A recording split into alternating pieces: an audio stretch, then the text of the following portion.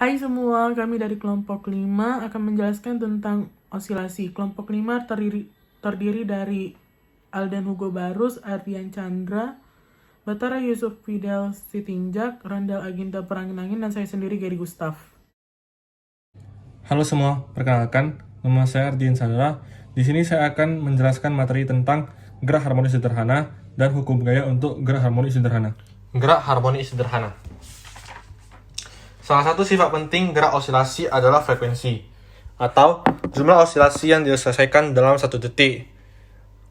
Frekuensi lambangnya F dengan satu SI-nya Hertz.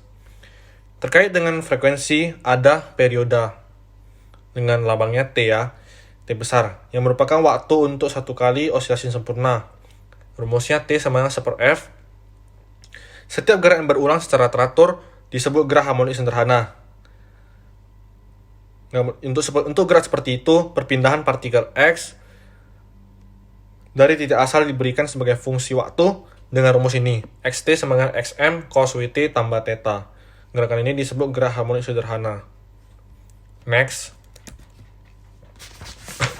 Nah ini ada 3 grafik ya. Ini yang pertama nih grafik perpindahan xt partikel yang berosilasi dalam SHM dengan sudut fase sama dengan 0. Baru yang kedua ini grafik kecepatan, yang ketiga ini grafik percepatan. Kalau bisa tahu nih V ini turunan pertama dari X, dan ini A turunan dari V atau turunan kedua dari perpindahannya. Terus V kecepatan gerak harmonis sederhana. Rumusnya Vt sama min Wx sin Wt tambah theta. Ini diturunkan dari yang ini, dari persamaan ini ya. Ini Vt. Dengan kesimpulannya, ketika magnitudo perpindahan paling besar kecepatannya adalah yang terkecil. Sebaliknya, ketika magnitudo perpindahan paling sedikit, besar kecepatannya adalah yang terbesar.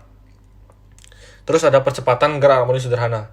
Kecepatan gerak harmonis sederhana ini turunan dari Vt. Jadi Vt itu turunkan dari At. Sebenarnya min W kuadrat Xm cos Wt tambah theta. Dalam GHS ini, percepatan sebanding dengan perpindahan, tetapi berlawanan tanda, dan dua kuantitas ini terkait dengan kuadrat dari frekuensi sudut. Next. Ada hukum gaya untuk gerak harmonis sederhana. Sistem balok pegas pada gambar ini membentuk osilator harmonik linear sederhana. Ini sebuah osilator harmonik yang sederhana. Permukaannya ini tanpa gesekan ya. Nah, rumus frekuensi sudutnya W sama dengan akar K per M. Periodenya rumusnya T sama dengan 2V akar M per K. Dari persamaan ini, dikatakan bahwa frekuensi sudut yang besar atau periodenya kecil merujuk pada pegas kaku dengan konstanta K, K-nya besar, dan balok yang ringan atau massa M yang kecil. Gerak harmonis sederhana adalah gerak yang dijalankan oleh partikel yang tunduk pada gaya yang sebanding dengan perpindahan partikelnya, tetapi berlawanan tanda. Perkenalkan, nama saya Gary Gustaf. Saya akan memaparkan beberapa contoh beserta penjelasannya yang materi diberikan oleh Ardian. Oke, di sini terdapat beberapa contoh soal, yaitu sebuah balok yang masanya 680 gram diikat ke pegas yang konstanta pegasnya K adalah 65 Newton per meter. Balok ditarik dengan jarak X sama dengan 11 cm dari posisi kesetimbangan X sama dengan 0 pada permukaan tanpa gesekan dan dilepaskan dari keadaan diam pada T sama dengan 0. Pertanyaan pertama, berapakah frekuensi sudut, frekuensi, dan periode gerak yang dihasilkan? Yang kedua, berapakah amplitudo yang dihasilkan oleh osilasi tersebut? Yang C, berapakah kecepatan maksimum balok yang berosilasi dan di mana balok ketika telah mencapai kecepatan tersebut? Yang keempat, berapakah percepatan maksimum balok? Yang kelima, berapakah konstanta fase theta gerakan tersebut? Dan yang terakhir, berapakah fungsi perpindahan untuk sistem balok pegas? Oke, di sini saya akan menjawab pertanyaan dari soal tersebut. Dari bagian pertama, berapakah frekuensi sudut, frekuensi, dan periode gerak? Dari frekuensi sudut, rumusnya adalah omega sama dengan akar dari K per M, yaitu di mana nilai K 65 Newton per meter dan nilai masanya adalah 0,68 kg. maka didapatkan hasilnya adalah 9,78 radian per second, atau bisa dibulatkan juga 9,8 radian per second. Dan untuk frekuensi, rumusnya adalah omega per 2V, di mana omeganya yang sudah didapat tadi adalah 9,78 dan per 2V. Hasilnya adalah 1,56 Hz atau bisa dibulatkan 1,6 Hz. Dan terakhir adalah periode. Periodenya dilambangkan huruf T, yaitu rumusnya 1 per F, yaitu F-nya adalah 1,56 Hz, yaitu sama dengan hasilnya adalah 0,64 second. Untuk menjawab soal kedua, di soal disebutkan balok ditarik dengan jarak X sama dengan 11 cm dari posisi kesetimbangan X sama dengan 0 pada permukaan tanpa gesekan dan dilepaskan dari keadaan diam pada T sama dengan 0. Nah, dari situ kita bisa tahu kalau tanpa adanya gesekan yang terlibat, energi mekanik sistem pegas balok menjadi kekal. Balok dilepaskan 11 cm dari posisi kesetimbangannya dengan energi kinetik 0 dan energi potensial elastis sistem pada kondisi maksimal.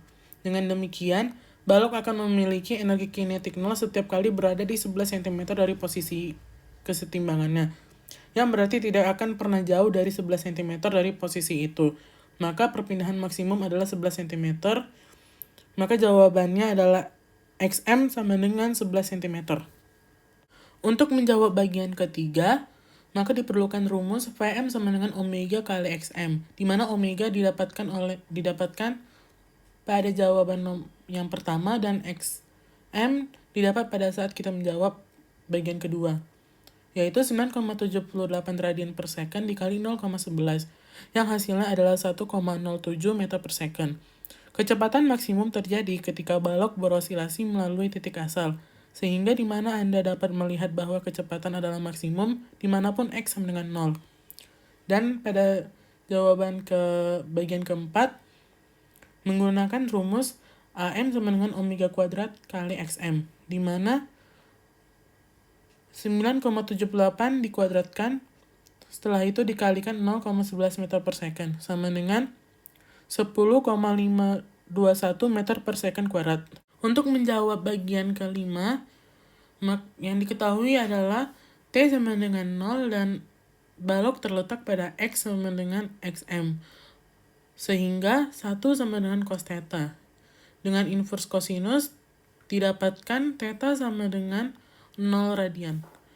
Untuk menjawab pertanyaan terakhir, menggunakan rumus XT sama dengan XM cos dikali omega T ditambah theta, sama dengan 0,11 cos dikali 9,78 T tambah 0, sama dengan 0,11 cos dikali 9,78 T, di mana X itu dalam meter dan T dalam detik. Halo semuanya, perkenalkan nama saya Randa Laginta Pranginangin dan saya akan memperjelaskan energi dalam gerak harmoni sederhana dan sebuah sudut osilator harmoni sederhana. Persamaan energi pada gerak harmoni sederhana meliputi energi kinetik, energi potensial, dan energi mekanik. Energi kinetik benda dapat dirumuskan sebagai berikut. Energi kinetik sama dengan setengah K A kuadrat cos omega T kuadrat. Terus ada energi potensial. Energi potensial benda dapat dirumuskan sebagai berikut. Energi potensial sama dengan setengah K A kuadrat sin omega T kuadrat. Perbedaannya sama energi kinetik hanya perbedaan sin dan cosnya. Sementara itu energi mekanik adalah penjumlahan dari energi kinetik dan energi potensial. Jadi jumlah energi potensial dan energi kinetik benda yang bergerak harmonik sederhana selalu bernilai tetap. Walaupun mereka masing-masing berganti nilai, energi mekanik pasti bernilai tetap. Rumus yang bisa digunakan adalah setengah K A kuadrat cos omega T kuadrat tambah setengah K A kuadrat sin omega T kuadrat. Kenapa cos dan sinnya bisa hilang? Karena bisa difactorize sehingga cos kuadrat tambah sin kuadrat sama dengan 1. Jadi rumus bisa disimplify menjadi energi kinetik sama dengan setengah K A kuadrat. K di sini adalah nilai ketetapan dengan unit Newton per meter. Omega adalah kecepatan sudut, rad per second, A amplitudo dalam unit meter, dan T adalah waktu tempuh dalam unit detik atau seconds. Energi dalam gerakan harmonik sederhana kita lanjutkan dengan contoh di dalam pegas dan pendulum. Kita bisa lihat di sini pegas bergerak maju dan mundur. Ketika dia di titik X sama dengan 0,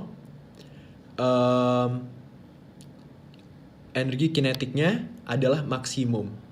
Tetapi energi potensialnya sama dengan 0. Dan jika dia bergerak ke kiri ataupun kanan dan mencapai X terjauh dari X sama dengan 0, energi kinetik akan menjadi 0 tapi energi potensial akan menjadi maksimum. Namun energi mekanik selalu konstan. Kita lihat ke pendulum. Bisa dilihat jika pendulum berada di posisi A, di mana H adalah maksimum, energi potensialnya maksimum juga. Tetapi energi kinetik sama dengan 0. Karena di poin A, initial velocity-nya sama dengan 0. Jadi energi kinetik juga 0. Di posisi A dan C juga sama. Tetapi di B, energi potensialnya 0 karena height-nya adalah paling minimum. Jadi energi potensial 0 dan EK-nya atau energi kinetik adalah maksimum. Namun, semuanya dari dua contoh tersebut, energi mekanik selalu selalu konstan. Tapi di titik tengah, di contoh di pendulum, energi mekaniknya semua dikontribusikan oleh energi kinetik. Hanya energi kinetik. Dan sebaliknya di poin A dan C. Alright, selanjutnya saya akan menjelaskan sebuah sudut osilator harmonik sederhana. Sudut osilator bisa dilihat seperti gambar di kiri, mempunyai fixed end, suspension wire, dan sebuah reference line. Nah, jika sebuah cakram diputar melalui sudut theta di kedua arah, memasukkan pemulihan torsi akan diberikan oleh rumus berikut. Tau sama dengan minus kappa theta. Alright.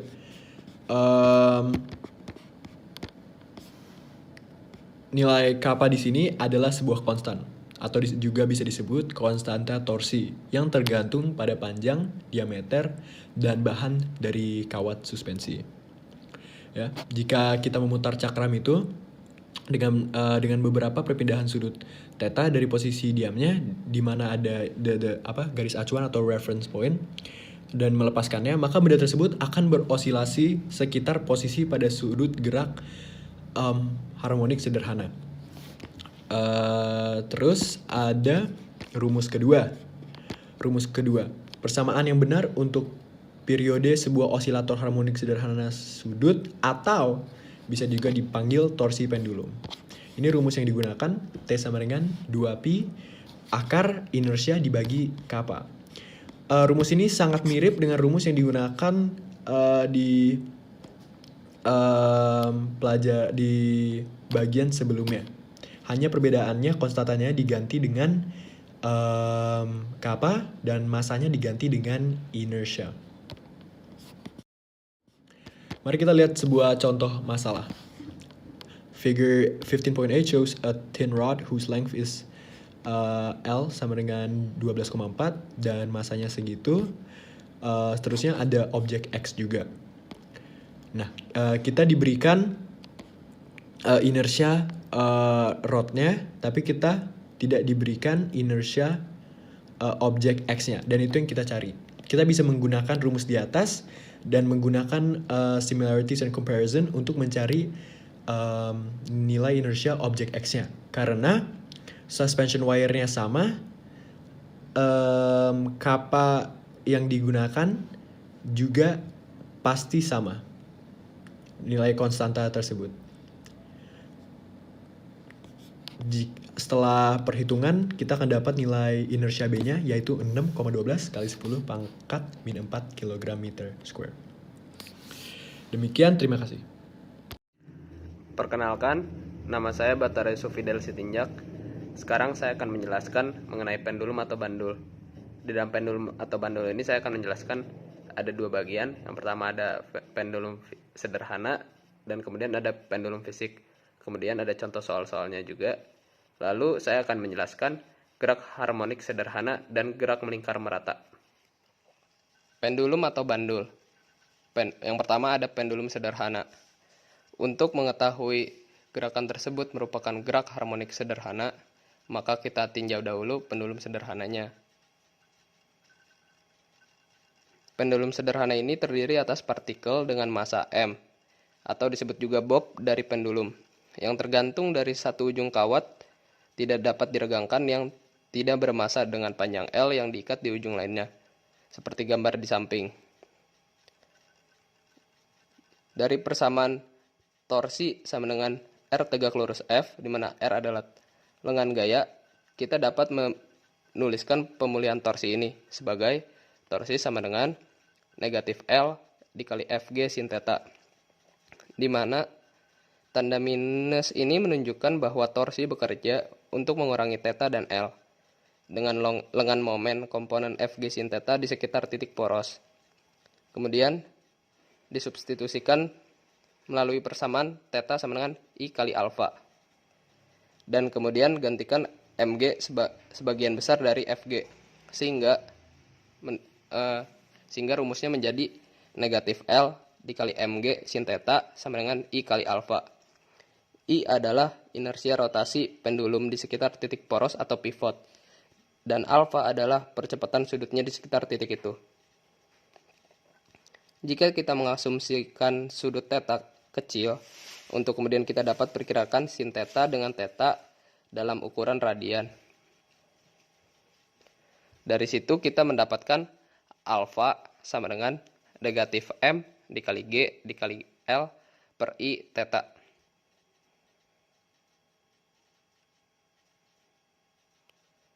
Hal ini memberitahukan kita bahwa percepatan sudut pendulum alfa sebanding dengan perpindahan sudut theta. Kita pertama ada frekuensi sudut pendulum.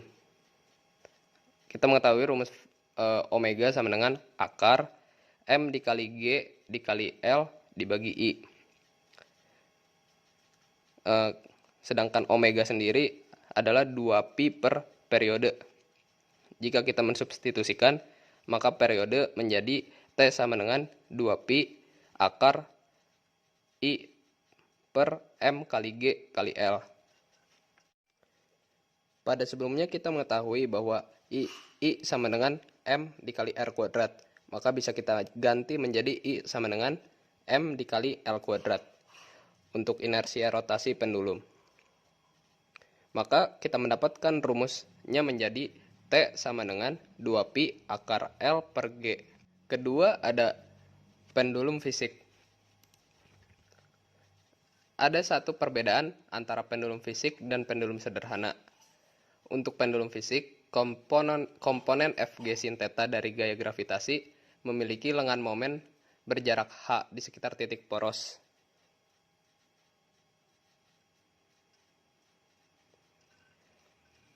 Dan bukan di titik poros, bukan di kawat sepanjang L. Sekali lagi, untuk theta M kecil, kita akan menemukan bahwa gerak yang terjadi kira-kira adalah gerak harmonik sederhana.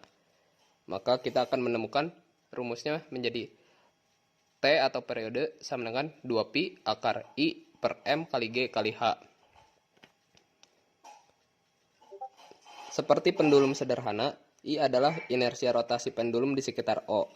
Namun, sekarang I bukan hanya sebagai ml kuadrat, atau I tergantung pada bentuk pendulum fisik, tetapi masih proporsional untuk M. Pendulum fisik tidak akan berayun jika porosnya berada di pusat masanya. Secara formal, ini seperti menempatkan H sama dengan 0. Persamaan tersebut memprediksikan bahwa periode menuju infinity, tak hingga, yang berarti bahwa pendulum tidak pernah menyelesaikan satu ayunan. Sekarang kita beralih ke contoh soal. Contoh soal berdasarkan gambar 15 strip 13A. Pertanyaan pertama pada poin A, berapakah periode osilasi T? T atau periode yang kita tahu, yang sudah kita bahas tadi, mempunyai rumus T sama dengan 2pi akar I per M kali G kali H. Maka kita bisa substitusikan di mana I adalah sepertiga ml kuadrat dan H-nya adalah setengah L. Maka rumusnya menjadi 2pi akar sepertiga ml kuadrat dibagi M kali G dikali setengah L. Kemudian kita masukkan nilai-nilainya dan didapat nilai periode 1,64 second. Kemudian pada poin B, berapakah jarak L0 antara titik poros O tongkat dan pusat osilasi tongkat? Rumus yang kita ketahui tadi, di mana periode sama dengan 2pi akar L0 per G. Kita tahu L0 itu sama dengan 2 per 3 L. Maka kita masukkan 2 per 3 dikali 1 meter, di mana 1 meter sama dengan 100 cm, maka 2 per 3 kali 100 cm sama dengan 66,7 cm. Kemudian, saya akan menjelaskan gerak harmonik sederhana dan gerakan melingkar merata. Gerak harmonik sederhana adalah proyeksi gerak melingkar merata pada diameter lingkaran di mana gerakan melingkar terjadi. Pada gambar di bawah merupakan contoh perwujudannya. Gambar ini menunjukkan sebuah partikel referensi P aksen bergerak melingkar merata dengan kecepatan sudut omega konstan di lingkaran referensi. Jari-jari XM lingkaran merupakan magnitudo dari vektor posisi partikel. Pada waktu T kapanpun, posisi sudut partikel adalah omega T ditambah theta, di mana theta adalah posisi sudut pada T sama dengan 0. Kemudian proyeksi partikel P aksen ke sumbu X adalah titik P, yang kita ambil menjadi partikel kedua.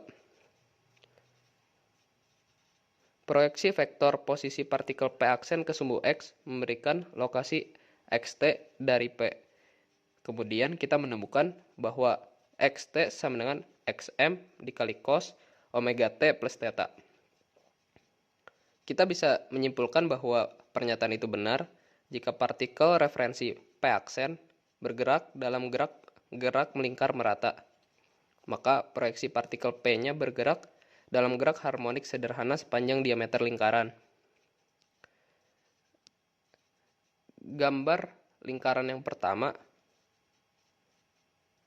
menunjukkan kecepatan V dari partikel referensi. Dari persamaan V sama dengan omega kali R. Besarnya vektor kecepatan adalah omega dikali XM. Dengan proyeksi pada sumbu X sebesar VT sama dengan negatif omega XM dikali sin omega T plus theta. Tanda minus muncul karena komponen kecepatan P pada gambar tersebut diarahkan ke kiri atau ke arah sumbu X negatif. Kemudian pada gambar menunjukkan percepatan radial atau vektor A dari partikel referensi, di mana kita tahu AR sama dengan omega kuadrat R. Besarnya vektor percepatan radial adalah omega kuadrat XM. Dengan proyeksi pada sumbu X adalah AT sama dengan negatif omega kuadrat XM dikali cos omega T plus theta. Dari pernyataan-pernyataan dan rumus-rumus yang kita dapat menyimpulkan, jadi apakah kita melihat dari aspek perpindahannya, kecepatan atau percepatannya, di mana proyeksi gerak melingkar merata memang merupakan gerak harmonik sederhana. Perkenalkan, nama saya Alden Hugo Barus. Saya akan menjelaskan tentang gerak harmonik sederhana teredam. Tidak semua gerak periodik mengalami osilasi yang sempurna. Di suatu titik tertentu, gerak periodik akan mengalami pelemahan dan pada akhirnya akan menjadi nol. Gerak seperti inilah yang disebut sebagai getaran harmonik yang teredam. Jika energi mekanik gerak osilasi berkurang terhadap waktu, gerak tersebut dikatakan sebagai teredam. Pada semua gerak osilasi yang sebenarnya, energi mekanik terdisipasi karena adanya suatu gaya gesekan. Dan bila dibiarkan, sebuah pegas atau bandul akhirnya berhenti berosilasi. Berikut adalah contoh grafiknya. Gerak harmonik teredam pada pegas.